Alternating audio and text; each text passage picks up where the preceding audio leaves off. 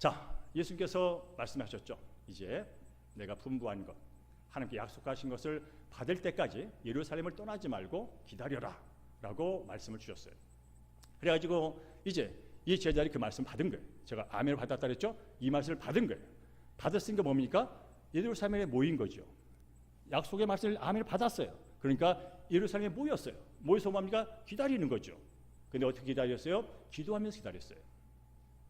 하나님께 약속하신 것이 몇 날 못 돼요. 언제 정확한 시간과 날짜를 모르지만 중요한 것은 예수께서 말씀하셨기에, 중요한 것은 하나님이 약속하셨기에 그 약속이 이루어진다고 하는 그 장소까지 알려주셔서 거기에서 모여서 기도를 했습니다. 근데 기도를 할 때 어떻게 하냐면 대충 하지 않았다는 거예요. 기도에 헌신했답니다. 기도에 전념했답니다. 뭡니까? 그들이 받은 약속을 굳게 붙들고 그 약속이 성취되기를 기다리면서 하나님과 소통 관계를 계속 유지해 나갔다는 거예요. 그럴 뿐 아니라 보니까 뭔가 빈자리가 있어요. 예수님의 빈자리는 앞으로 약속하신 성령이 오셔서 채우면 될 거고, 그건 우리의 소관이 아니고, 그러니까 가룟 유다의 자리가 비어 있어요. 그래서 그 자리에 이제 함께 3년 동안 예수님을 따라다니면서 예수님을 경험하고 말씀을 듣고 했던 그 사람들 중에 한 사람을 제자로 세워서 이제 그 비운 자리를 채우는, 그래서 마띠아를 세우는 그것까지가 지난주에 얘기가 됐습니다. 그러면서 이제 오늘 2장으로 넘어가게 되는데, 이제 2장은 바로 약속을 받아서 그 약속을 붙들고 믿음으로 붙들고 그것이 이 공간 속에, 이 공동체 안에, 내 안에 이루어지기를 간절히 소망하는 마음을 갖고 기도했을 때 어떤 일이 일어났는지를 이제 보게 되는 것이죠. 특별히 예수님께서 제자들에게 성령을 받으라고 말한 것은 바로 다른 목적이 아닙니다. 아무리 우리가 성령으로 거듭났을지라도 내가 내 죄를 회개하고 예수님이 행하실 모든 걸 믿음으로 받아들여서 하나님의 자녀가 되는 거듭남의 사건 속에는 나의 믿음이 동반된 건 사실이지만 그 과정 속에서 성령의 개입이 있었다는 거예요. 그래서 예수님께서도 요한복음 3장에서 이런 말씀하셨어요. 우리 함께 요한복음 3장 5절 말씀을 읽어보겠습니다. 시작. 진실로 진실로 내게 이르노니 사람이 물과 성령으로 나지 아니하면 하나님 나라에 들어갈 수 없느니라 라고 말씀했어요. 우리 사람은요, 태어날 때 어머니의 태에서 태어납니다. 어머니의 배 속에서 있다가 태어납니다. 이게 바로 생물학적인 탄생이죠. 그래서 여기 있는 분은 다 그 어머니의 배에서 있다가 나온 생물학 탄생 속에서 이렇게 자라나서 여기 있는 겁니다. 동시에 성경 말하기를 영적으로 하나님의 자녀로 태어남이 있다는 거예요. 그걸 우리는 거듭난다, 다시 태어난다라는 표현을 씁니다. born again. 그런데 이 다시 태어난 것은 어떤 어머니의 태에 다시 들어갔다 나오는 게 아니고 바로 물과 성령으로 태어난다고 말합니다. 물과 성령으로 거듭나지 않으면 하나님 나라 들어가지 못해 라는 말은 물과 성령으로 거듭나야 하나님의 자녀가 될 수 있고 하나님의 백성이 될 수 있고 하나님의 백성으로서 하나님의 통치를 받으면서 그의 나라로 산다는 뜻이에요. 그러니까 이 성령의 역사는 바로 우리가 예수를 믿고 하나님의 자녀가 되는 데 있어서 그분이 개입했다는 뜻이에요. 그분의 역사와 그분의 이끄심과 그분의 주장이 있었기 때문에 우리가 내가 죄인인 것을 고백할 수 있었어요. 내가 가는 것이 내게 유익이야. 앞으로 보혜사가 오실 텐데 보혜사가 이런 일을 할 거야. 죄에 대해서, 의에 대해서, 심판에서 알려줄 거야. 죄가 뭐냐면 너희들이 나를 믿지 않는 거야. 이 세상에 진짜 죄가 뭐냐면 하나님의 하나됨을 인정하지 않는 게 죄야. 지옥 가는 것은 어떤 교통법규를 어기고 남한테 사기치고 그런 것 때문에 지옥 가는 게 아니고 하나님 자신을 인정하지 않고 내가 주인 되고 산 것. 그러면서 이제 구원자 예수를 보냈건만 이 구원자 예수마저 믿지 않고 거부하는 죄, 이게 진짜 죄야. 근데 그걸 성령이 알려주게 될 거야. 왜냐하면 우리는 죽었을 스스로 내가 죄인한 사실을 인정하기 어렵거든요. 그러니까 성령이 오셔서 할 거야. 그 다음에 의가 뭐냐? 의라는 것은 오직 예수 그리스도를 통해서만 얻는 거야. 하나님과 관계가 맺어지고 하나님의 자녀로 의로운 존재로 되는 것은 바로 예수의 피, 그분을 믿음으로 되는 거야. 이것을 누가 알려줘? 성령이 알려줄 거야. 그리고 심판에도 알려줄 거야. 결국은 한 번 영원 정한 이치야. 언젠가는 다 죽게 되지. 근데 죽은 후에는 죽고 끝나는 게 아니라 심판이 있어. 그것을 성령이 깨닫게 해줄 거야. 그런 일을 하기 위해서 이제 성령이 오셨고요. 그리고 나서 이제 그런 것으로 거듭난 백성들에게 예수님은 다시 말합니다. 너희들이 하나님의 자녀로 거듭났지만 이제 성령의 능력을 받아야 돼. 그래서 우리는 성령으로 세례를 받는다는 의미로 성경 기록되어 있습니다. 자, 그러면 왜 우리는 성령의 세례를 받아야 할까요? 성령의 세례는 무엇일까요? 라는 질문을 하게 되는 거예요. 성령 세례가 뭐냐면요, 한마디로 성령의 권능을 덧입는 거예요. 우리는 예수 믿는 순간 바로 성령이 내주하세요. 그래서 내주한다는 말을 해요. 우리 안에 사세요. 우리를 성전 삼아 사세요. 주인으로 하 계세요. 그러나 이 성령 세례는 그분이 내 삶에서 완전히 주인 노릇하는, 완벽하게 주인 노릇하는 상태예요. 그동안은 내가 인생의 주인이었어요. 예수 믿기 전에 내가 주인이에요. 내 마음대로 결정하고 내 마음대로 생각하고 내 마음대로 행동한 주인이 나라더고요. 근데 예수를 믿는 순간 주인이 바뀌었어요. 예수님이 주인이세요. 예수 믿는 순간 주인이 바뀐 거예요. 근데 주인이 바뀌었다고 바로 내가 주인의 뜻대로 사느냐? 또 그렇지 못해요. 성령이 내 안에 계시다고 성령이 나를 통하여 성령의 모든 일을 행하시냐? 그렇지는 못해요. 바로 전적인 주도권을 그분께 맡기고 그분의 능력이, 그분의 주도권이 나를 완전히 사로잡을 때, 그때 이제 우리는 능력 있는 삶을 살게 돼요. 특히 두 가지 면에서 능력 있는 삶을 살게 됩니다. 하나는 예수 그리스도를 믿고 의로운 백성이 되었으니, 하나님의 자녀가 되었으니 하나님 자녀답게 의롭게 살고 거룩하게 살아야지. 쉬운 말로는 예수 그리스도를 닮아가는 삶이에요. 여러분, 신분이 바뀌었다고 나의 모든 게 바뀐 게 아니에요. 신분이 바뀌었지만 내 안에 있던 모든 옛날의 습관들이 남아있어요. 그러면 그 남았던 것이 하나하나 처리가 돼야 돼요. 처리가 되는 것을 뭐라고요? 예수 닮아간다, 성화된다, 성결한 삶이라 말하는 거예요. 근데 그 과정 속에서 누가 그 일을 하신다고요? 성령이 하신다는 거예요. 거룩한 영, 거룩하게 하신 영이 그 일을 하셔서 우리로 하여금 예수를 믿기 전에 나 중심으로 굳어진 그 모든 사고의 체계, 모든 최고의 태도의 체계, 모든 가치의 체계를 그분이 다 바꾸세요. 그게 성화예요. 그게 성결한 삶, 예수를 닮아간 삶을 성령이 하세요.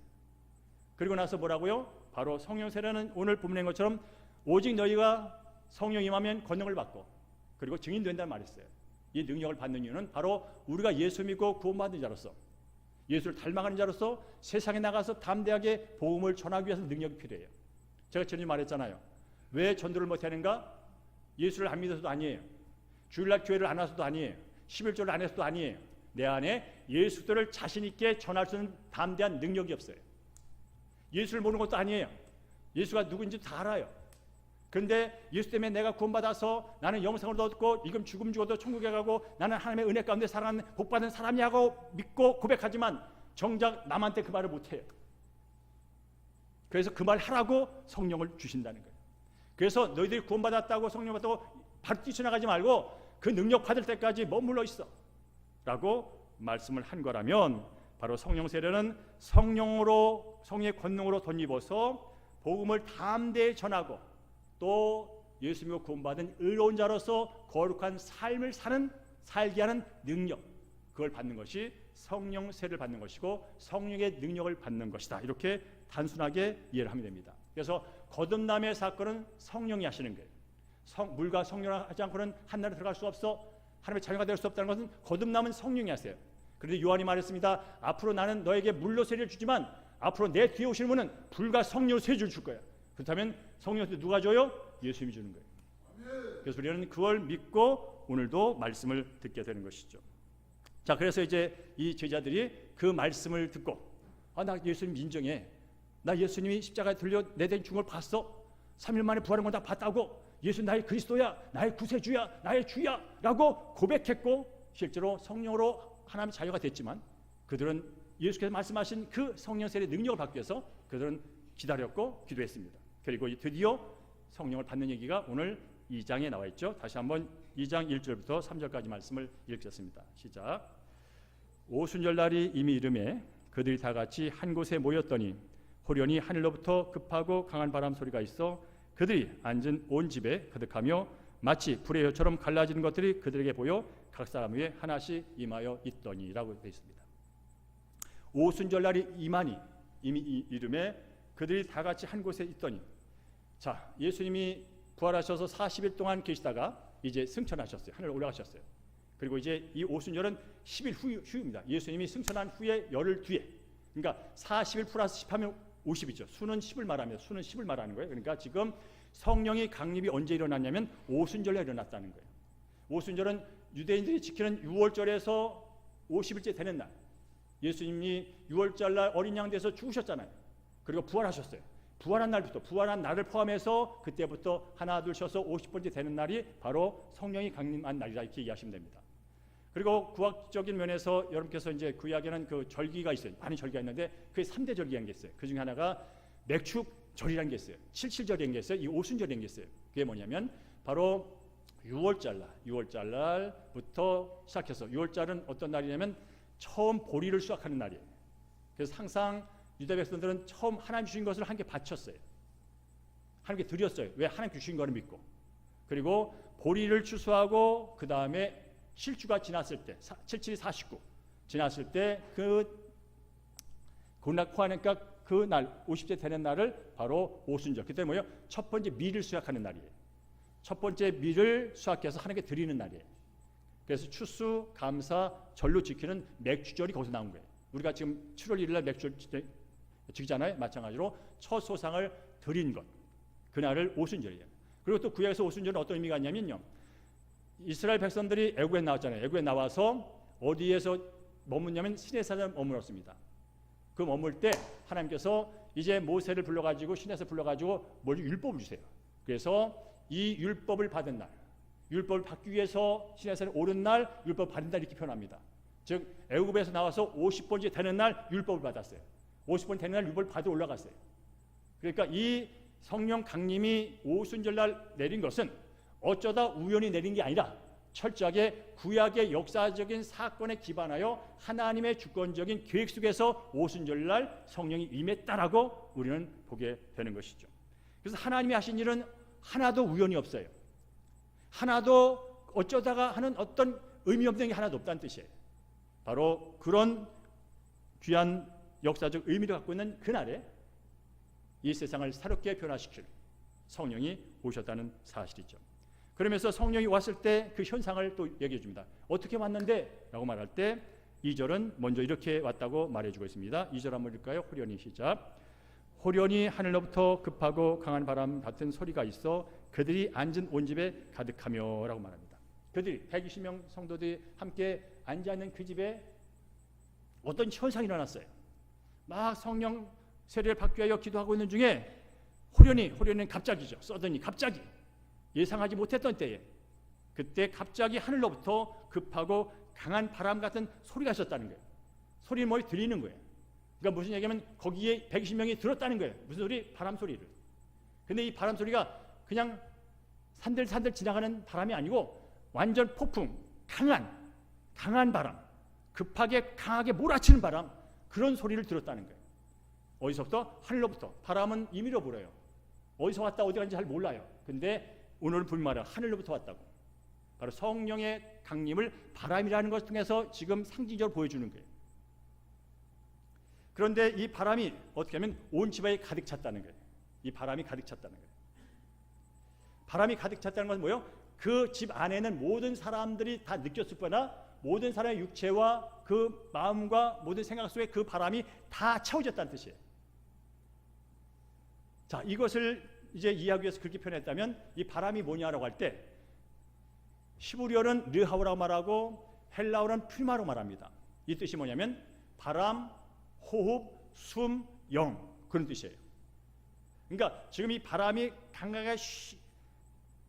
강한 바람처럼 소리를 내면서 이 가득을 가득 채웠다는 뜻은 하늘부터 하나님의 호흡이, 하나님의 숨이, 하나님의 영이 그 방을 가득 채웠다는 거예요. 좀 더 들어가면 그 방 안에 있던 사람들의 심령 가운데 하나님의 숨이, 하나님의 호흡이, 하나님의 영이 가득 채워졌다는 뜻이에요. 그래서 다 알았어요. 여러분 바람이 부는 거 알잖아요. 오늘도 창문 옆을 보면 나뭇잎을 보면 바람이 부는지 아닌지 본다고요. 또 거리나 내 볼에 치는 바람을 보면 바람이 부는지 안다고요. 불면 뭘 안다고요? 바람의 강도를 알아요. 오늘 세게 부네, 오늘 약하네. 뭐라고요? 흔들리는 걸 통해서, 내쉬는 걸 통해서. 그런데 이 오순절날 임했던 그 성령은 강력하게 임했다는 거예요. 마치 폭풍이 있는 것처럼 그런 소리를 내면서 임했다는 거예요. 그러니까 뭐라고요? 누구나 다 알 수 있다는 거죠. 누구나 다 알 수 있었다는 거예요. 저는 바라기는 이것이 2000년 전에 마가의 다락방에서 있었던 어떤 한 사건이지만 여전히 어제나 오늘나 영원히 동일하신 성령의 역사는 언제나 일어난 일이라면 우리 사는 대형교회 이 공간 안뿐 아니라 저와 여러분의 심령 가운데 강력한 바람같이 하나님의 호흡과 하나님의 숨과 하나님의 영이 채워진 역사의 길을 주님으로 축복합니다. 두 번째로 임한 현상은 3절에 나와 있어요. 불의 혀부터 읽어볼까요? 시작. 불의 혀처럼 갈라지는 것들이 그들에게 보여 각 사람 위에 하나씩 임하여 있더니라고 되어 있어요. 자, 아까는 소리에 들리는 것이에요. 들리는 것으로 성령이 임한 날을 확인할 수 있었어요. 지금은 보였다는 시각적으로 성령이 임한 것을 확인할 수 있었다는 뜻이에요. 근데 어떤 시각적이냐면 불의 혀 같은 것이 그 120명 위에 얹혀 있었다는 거예요. 각 사람에게 다 얹혀 있었다는 거예요. 그게 각 사람이 다 받았다는 거예요.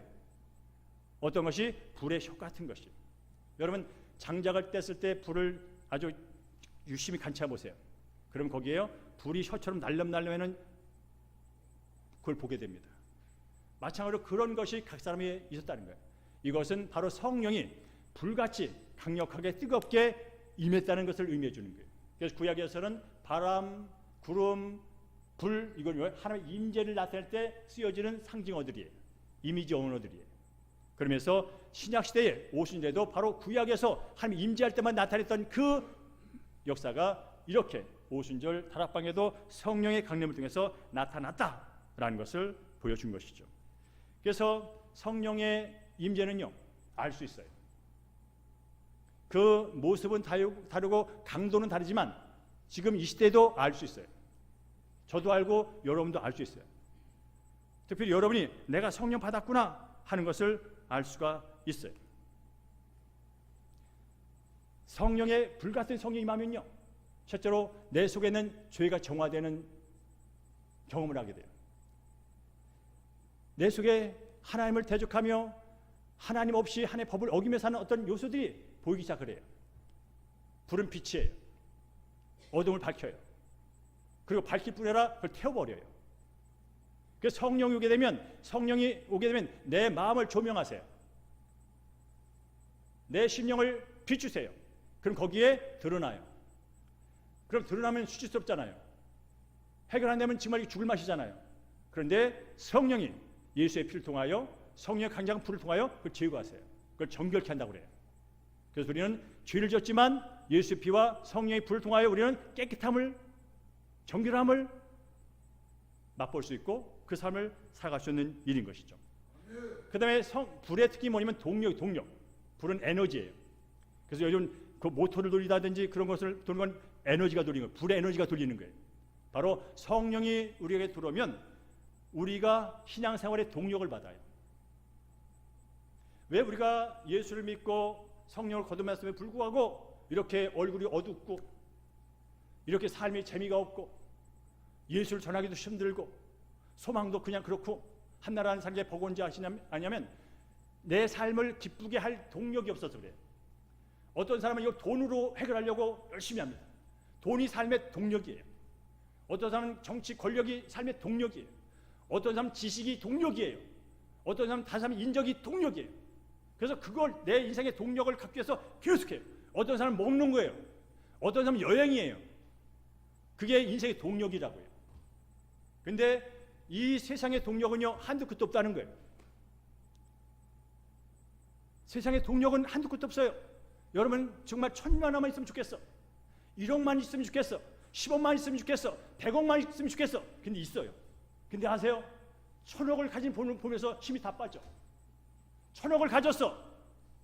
근데 그보다 더 가진 사람 보면서 또 힘이 뚝 빠져. 이게 인생이에요. 그러나 우리 하여금 영원히 활력 있게, 영원히 기쁨 넘치게, 영원히 평강 넘치게, 영원히 소망 넘치게 한 말 한 말 감사하게 살 수 있는 동력이 뭐냐면 성령이 동력인 거예요. 그래서 성령이 충만한 사람은 뭐라고요? 기쁨이 있어요. 감사가 있어요. 죄책에 물들지 않아요. 성령님이 그 모든 것을 내 안에서 일하기 때문에 그렇다는 거죠. 더 나가서 뭐라고요? 그 동력은 바로 예수의 복음을 전하는 다이나마이트 같은 동력이에요. 그래서 오직 너희가 성령이 임하면 권능을 받고, 이 권능이 무슨 뜻이냐고, 두나미스, 다이나마이트한 뜻이에요. 우리가 성령을 받으면 우리의 다이나마이트, 뭡니까? 돌을 깨는 거예요. 안반석을 깨는 게 다이나마이트예요. 바로 성령이 임하면 내 굳은 나 자신의 자아를 깰 뿐 아니라 깨진 나를 통하여 다른 굳은 것들을 깨버리는 그런 놀라운 역사가 일어나는 거예요. 바로 거기에 중심 뭐가 복음이 있죠. 예수의 생명의 복음을 갖고 성령이 우리를 통하여 그 세상의 것으로 죄로 굳어져 있고 자아로 묶여 있고 세상의 환경 조건에서 닫혀 있는 사람들을 깨버리는 거예요. 이게 성령의 능력이라는 거예요. 그러니까 이것은 받아도 되고 안 받아도 되는 게 아니에요. 근데 중요한 것은 왔다는 거예요. 그리고 중요한 것은 예수 믿고 구원한 사람은 누구나 받을 수 있다는 거예요. 사랑하는 성도 여러분, 올 한 해 동안요 성령으로 살아가고 본성한 일에서 성령 충만을 먼저 구하신 여러분 되기를 주님으로 축복합니다.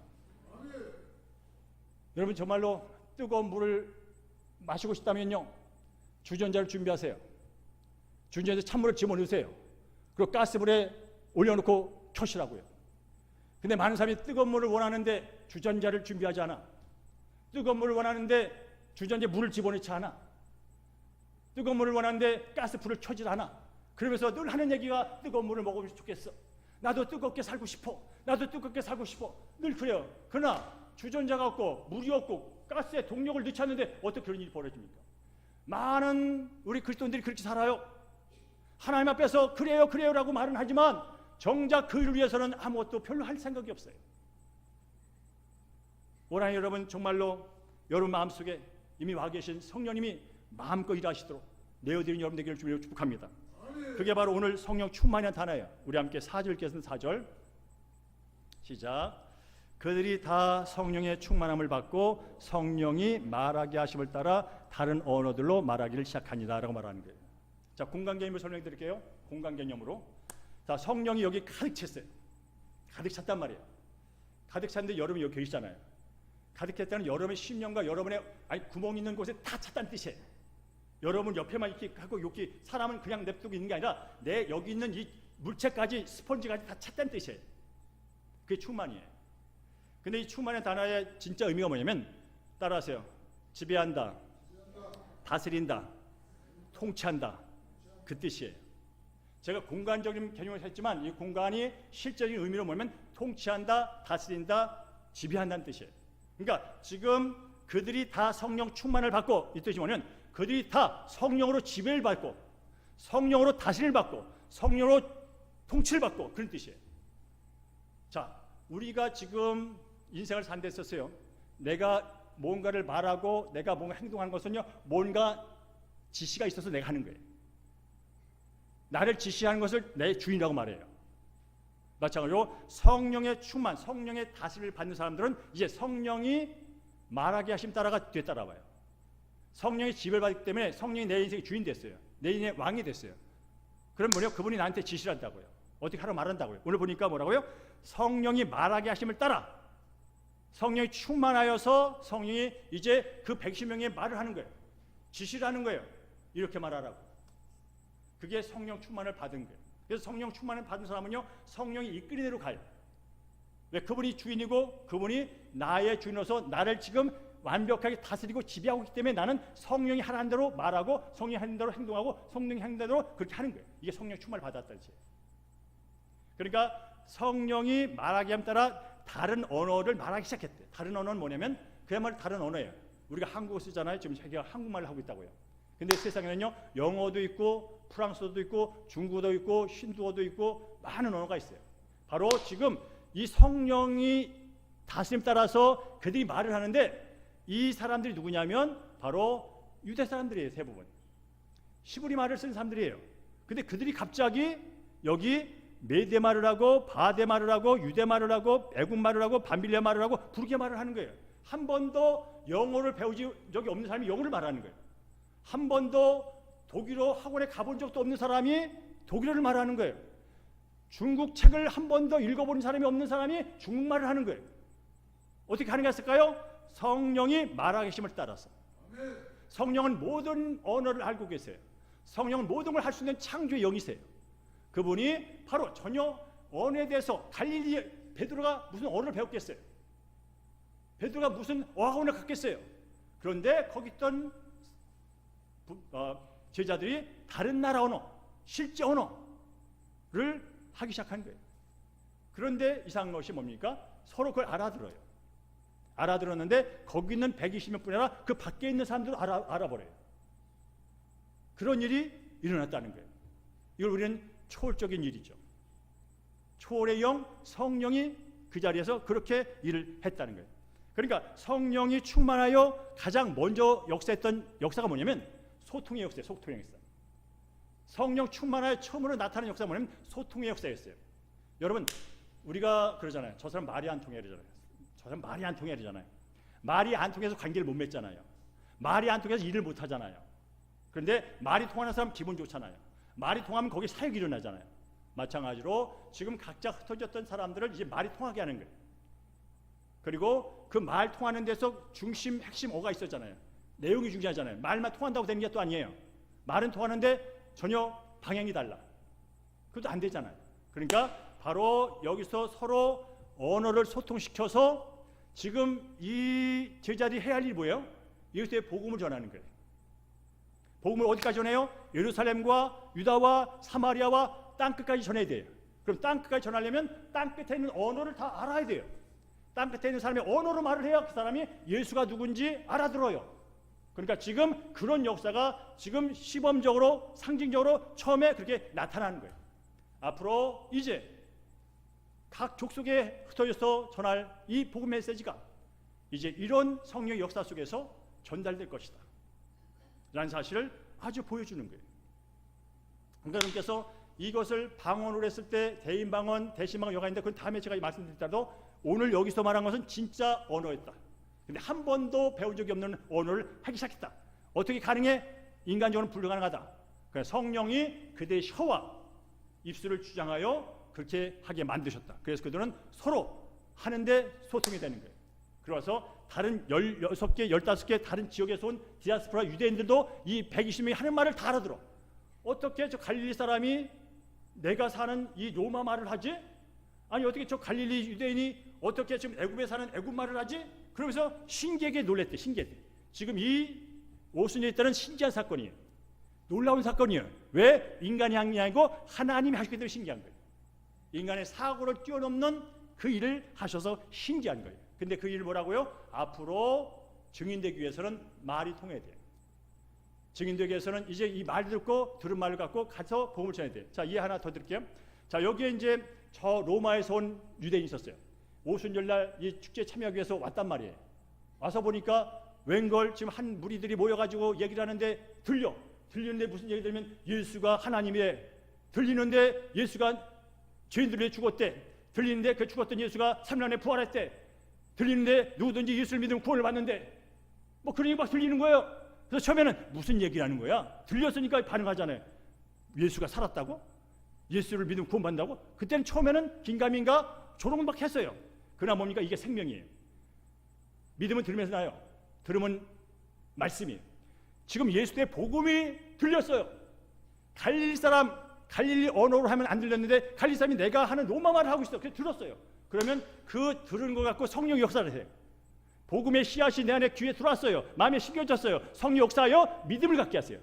와, 그렇구나. 나도 믿으면 구원받는구나 하면서 고백했더니 성령이 들어와서 나를 겁나게 하는 경험을 하게 돼요. 그걸 갖고 내가 어디야? 로마로 갔어요. 내가 사는 곳이 로마예요. 디아스포라 유대인, 혈통과 민족은 유대인이지만 지금 내 사는 땅은 로마예요. 그래서 오순절 끝나고 로마에 갔어요. 로마가 뭐 하겠어요? 나 말이야, 오순절날 내 고향 예루살렘에 갔는데 이런 일이 있었어. 내가 직접 들었어. 근데 신기해. 그 사람은 사실은 로마 말을 배운 적이 없대. 근데 그 사람 로마 말로 나한테 분명히 말했어. 예수 어떤 분이라고. 예수를 믿으면 어떻게 된다고. 근데 말이야, 내가 그걸 믿고 내가 받아주는 순간 와, 내 안에 기쁨이 있었고 내가 이제 하나님의 자녀라는 게 확실히 됐어. 와, 나 지금 죽어도 여한이 없는 어떤 그런 존재가 된 게 믿어져. 너도 믿어봐. 그런 일이 뭐예요? 로마에서 일어나고 애굽에서 일어나고 리비에서 일어나고 바디에서 일어나고 메디에서 일어나고 반밀에서 일어나는 그런 일이 일어난 거예요. 그게 뭡니까? 오직 성령이 임하면 너희가 권능을 받고 예루살렘과 유다와 사마리아와 땅까지로 내 증인이 되나 하는 역사가 오늘 여기서 시작됐다는 뜻이에요. 사랑하는 성도님, 올 한 해 우리 교회 표화가 바로 성령으로 살아나고 번성하리라. 자, 시간이 갔기 때문에 하나만 말씀드립니다. 그럼 나는 성령을 받았는가? 나는 지금 성령의 통치를 받는가? 라는 질문이 있잖아요. 물론 그것을 이 질문에서 확신을 갖고 있는 분이 계세요. 다들 많을 거예요. 그러나 혹시나 이것이 확신이 없다면 이렇게 확인해 보시면 돼요. 첫째는요, 예수님이 내 안에 와 계시고 성령이 와 계시면요, 내 생각이 자꾸 하나님께로 향해요. 사람은요, 내 안에 있는 것대로 생각해야 되고 내 안에 있는 것대로 움직이게 돼 있는 거예요. 근데 그냥 밥 먹을 때도 예수님께 감사하고 싶고, 기도를 하고 싶고, 찬송을 하고 싶고, 말씀을 보고 싶고, 그리고 내가 예수님을 구원받았던 게, 야, 이게 진짜야? 이게 은혜네, 이게 은혜네. 내가 뭐 한 게 있어? 내가 뭐 잘난 게 있어? 내가 뭐 깨끗한 게 있어? 근데 내가 예수님이 나를 위해 대신 죽으시고 그랬대? 야, 이건 정말 신기한 일이지만 대단한 일이고 이거 은혜스러운 일이네. 그런 마음이 자동으로 들면요, 왜 자동으로 드는 겁니다. 이게 믿음이 선물이거든요. 의지로 된 게 아니에요. 자동으로 들려. 그동안 내가 말씀을 듣고 복음을 들었는데 그것이 내 안에서 믿음으로 자라났고 그것이 그냥 안에서 막 그런 생각을 막 들어. 그러면 여러분 성령 계신 거예요. 여러분 지금 생각할 일이 한둘이 아니에요. 바빠요. 지금 예수 생각할 일이 아니라고. 지금 예수 생각하고 교회 생각하고 예배 생각하고 기도할 그런 틈이 없어요. 이 세상 구조가. 그런데도 이 바쁜 와중에, 이런 힘든 와중에 예수님이 생각나. 예배가 그리워.